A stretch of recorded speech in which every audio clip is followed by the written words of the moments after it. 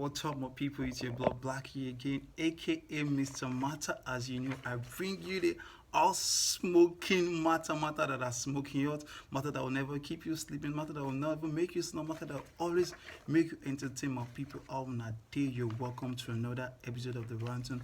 Hope na day, alright. Hope wala no wear conco shoe for us. I beg if wala wear conco shoe. I beg comot the conco shoe of wala. Sharply wear slippers for the wala.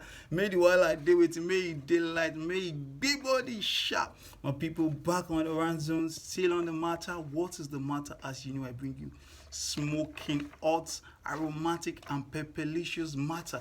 The first matter I'll be giving you today is a very tragic matter. The first matter is at the Northeners. As you know, Northerners, they are very, very much in Nigeria.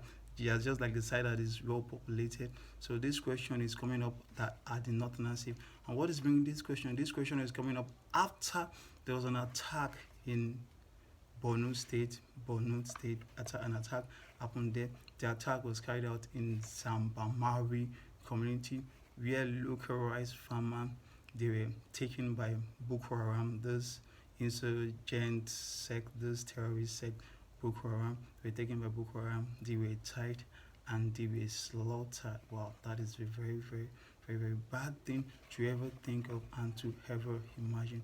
This farmer, they were slaughtered, killed, and this thing have been on air, and people have been pouring out their mind on what actually happened right there, and people can just contain the feeling of what happened there. The pictures are even they're very, very heartbreaking. So the question is, are Northerners still safe? Is there any sense of security that a Northerner can have? Walking, going from place to place, maybe they'll like be feeling, oh, are we safe, this and that? Can they be able to go to farm? Because these farmers that actually got to these 43 farmers, they're actually on their way to farm. So is it now wrong to be a farmer? There's nothing. Is there anything bad in them going to farm? Is there anything bad for them to seek their daily bread? And these people, they are also doing their bit, contributing to the production of stuff for the country. At least your rice farmers, and they're producing rice. After all, they are doing their bit for the country. So is it wrong to be a rice farmer, or is it wrong to be a farmer in general?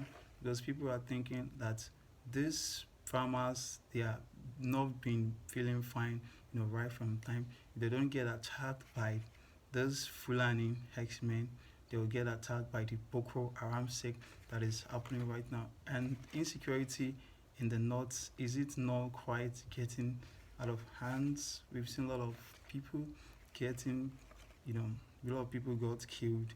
I mean to say, in this northern part of the thing. How long will this insecurity go? A lot of people actually express their feeling concerning what happened. And President Muhammad Buhari, he also said that the attack there was a gruesome attack, and he's going to try his best to provide the necessary equipment for military officers to combat this thing that happened at the Zambamari community in Borno State. And everything there is just very, very, very, very bad right now. People at that community, they're feeling very, very sad, and everything there is not going as smooth as possible. It's just something that you can imagine that maybe something bad happened in your community, to walk around, you'll be feeling someone, are you be having that feeling in your mind that are you the next? Seeing people get killed is gonna like make you feel that are you the next? Are the Northerners, or those especially at the Zambamari community in Borno State, would they have this sense of security? Would they be able to even go to farm? Would they be able to engage in their day-to-day activity? Or are you thinking they are going to be able to do that? Well, that is something that's well with that. Maybe they'll actually be able to do that. So let me quickly read out the tweets of people to you all of you. I'll firstly be reading out the tweet of Femi Anikulapo Kuti. And Femi Kuti, that is the son of the late fella Anikulapo Kuti. He first started by writing hashtag Zambari massacre, just too bad and sad. Every time I see this news, I'm heartbroken completely. And someone there with the username Fares and with the handle at mFares, he said, We've seen it in media that Buhari has asked the army to take the fight to the terrorists. That's a nice move, but let it not be audio, I beg.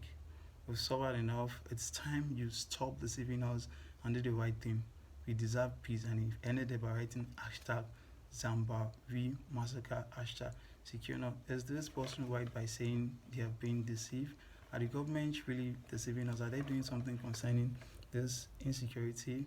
Because it seems this insecurity is going up and up and up, and this keeps giving the question out that the people there in the north side, are they really deceived? And someone there also with the username Sa and with the handle at Sa01, it said we are just living on a borrowed time. It could be anyone. Security is a mess. That is to say, this person is actually feeling for those that actually died there in the Zambari massacre, and the person is actually saying that wow, it could be anyone. That anyone is not in the best position to be to be resistant to this stuff that happened in Zambamari community, that no one is resistant to, that it could virtually happen to anyone. And as things are going right now in the north, it's bringing a lot of questions to the present administration. Let's just hope the present administration do their bit in restoring the peace to the people of the Zambamari community and the Northerners in general. Because Northerners right now, they are not really feeling very bad about what is going on around them. And let's hope President Muhammadu Buhari, work on this very well and make sure the right thing gets done, because it's the duty of every government of every country to ensure the protection and protection of properties and security of life, and that is actually done via their forces. Go nowhere, you see on the runs. Where are you going to? Come back to the show and drag your person back to the show. That person that is there, drag the person back to the show.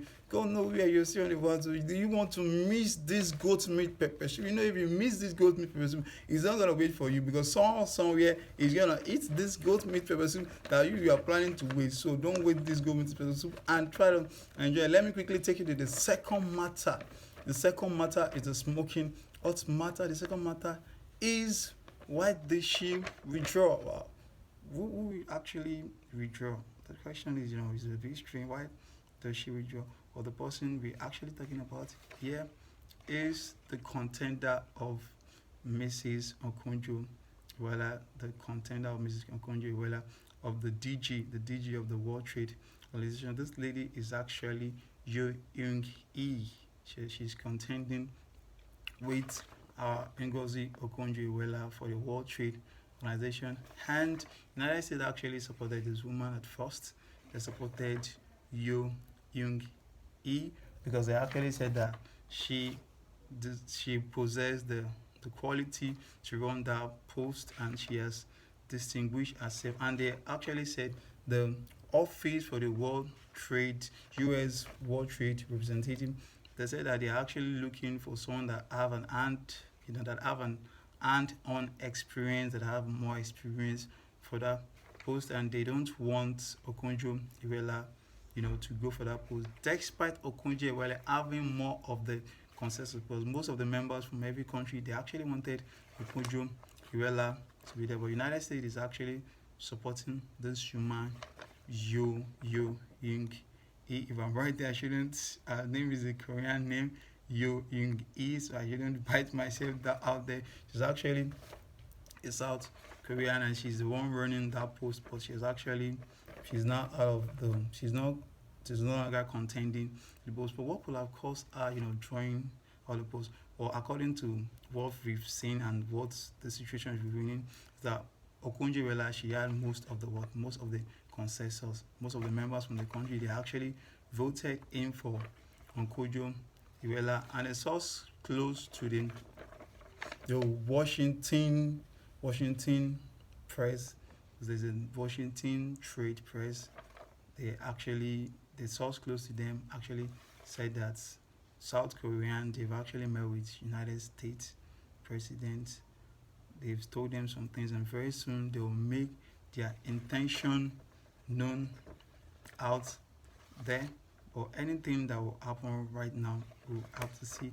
And Okonjo Iweala right now, maybe we should hope that she would be the Director General of the World Trade Organization, because the Washington Trade Press and news stuff, everything, they are actually saying that this woman, she actually backed out. Maybe she actually backed out for what happened between, you know, this